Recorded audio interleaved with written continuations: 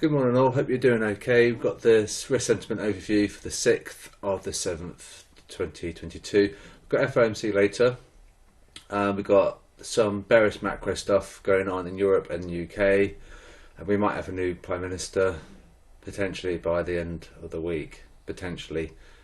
He's got Prime Minister questions today. He should get grilled and by Labour. But we'll see how he does.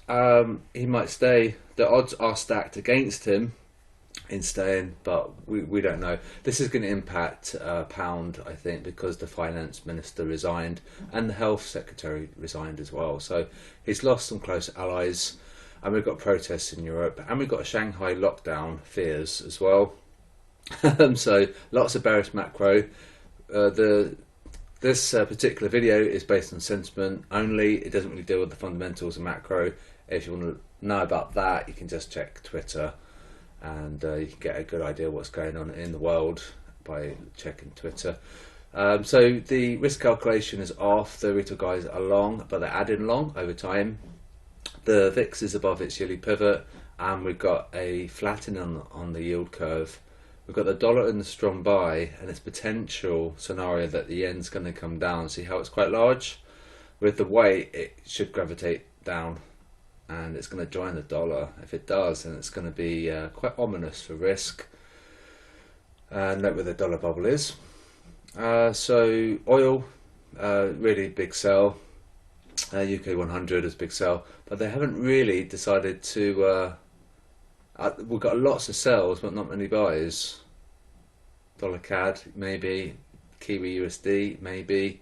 However, we want the green and green. We don't want green and red. We want red and red to agree. Okay, so hopefully that's clear. You always want to try and get a confirmation over time. Euro strength on the small time frames. Yen strength on the H1, H4, and it's now second strongest on the daily. And there's the yen bubble. There's the Aussie bubble. And CAD, so Aussie CAD long, which probably taken people by surprise, because I would have thought that would have been quite a risk on pair. However, sentimentally that's the trade, right? Because you're looking at strong versus weak. Ideally the CAD bubble is a bit higher and the Aussie is a bit lower, but on the horizontal plane, Aussie CAD, so we could maybe look at that. Well, we can look at that later. But yeah, just so check the bubbles, you get unlimited trade opportunities. So that's where we stand right now, a snapshot in time.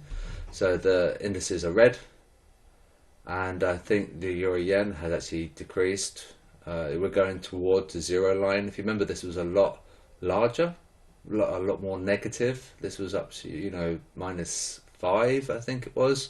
So if we go from -5 to -3, we're going to go logically to -1, then we're going to go into plus. When we go into plus, then it's going to be a sell. So that's moving towards sell. Okay.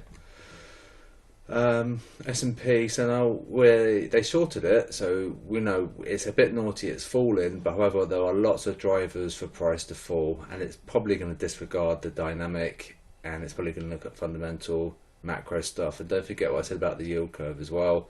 The flattening is a worry, because the next phase is a complete inversion, and that's going to be risk off macro. So even though that we're falling, these guys are going to get paid for shorting it, but at the high level they're still long. They're net long at 60%.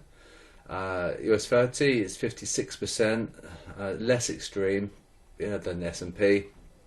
They shorted it. And so, it's a bit naughty, it's falling. However, we might want to cross the 50% line in order to have that big flush.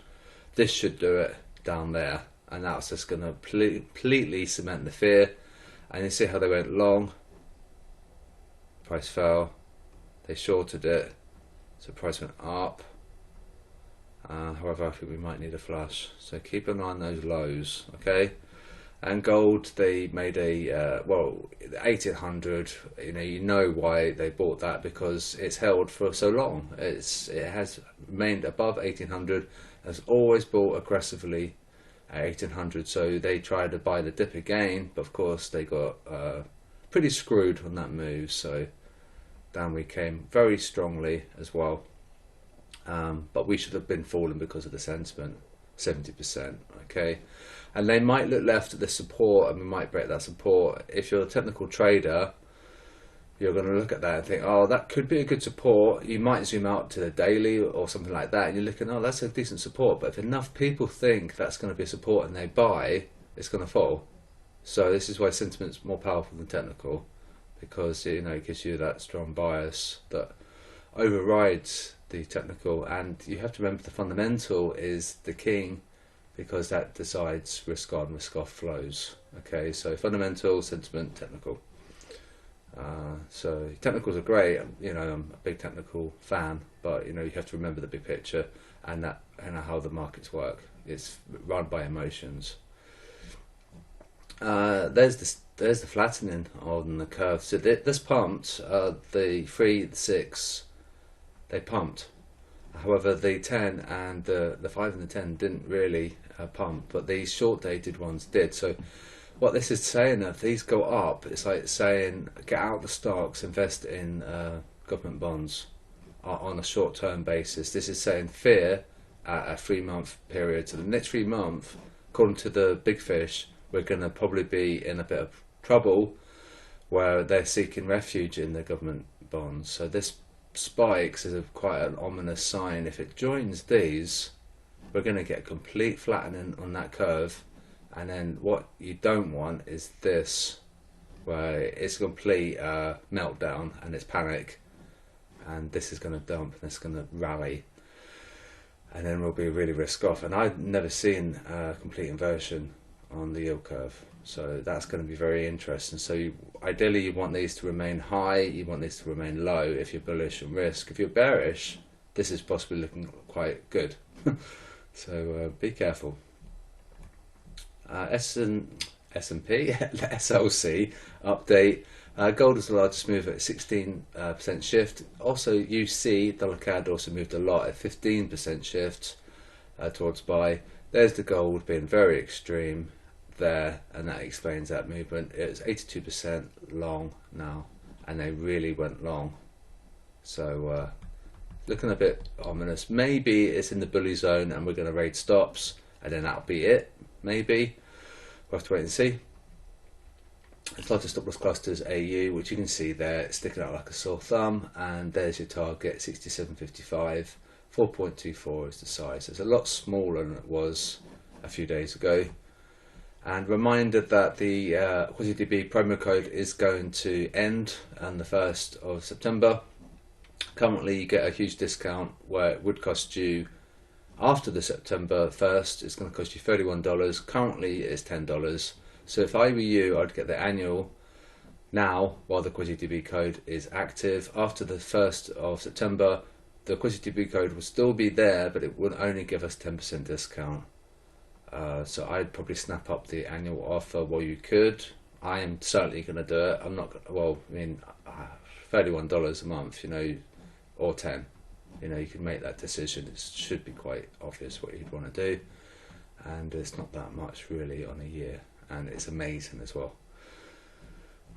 Failure rate. So what we want is this to be a lot higher, and yesterday we were like a low failure rate for a protracted lengthy time yesterday, and I was wondering what was going on. And what it was basically just securing the trap and getting the retail guys involved, and then it reversed really hard, which we saw on EJ and UJ, and then it reversed really hard afterwards, and it really ensnared the retail traders, and it really got them on dollar. And in fact, we had a perfect score on the USD, which you would have seen on the public chat I posted. We had a 7 out of 7 score, so they were trapped, and price fell because it ensnared these guys. So if you want to be sensible and you want the odds in your favour, wait for this failure rate to get a lot higher and then enter. If you enter now, it's worse odds than the casino. You might as well just go to roulette and you've got better odds. You've got statistically better odds of winning at roulette table than you have now. So wait for this to get higher, and then you've got your odds in your favour, and then you can profit.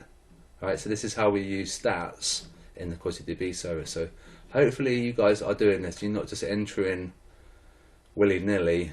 You want the conditions to be good for you before entry, and we want patience. So Hopefully that's clear. Don't enter now, just wait to get a bit higher. And we've got a Telegram channel, it's for this purpose, so do use that Telegram channel and join it as well, because it's free for premium subscribers.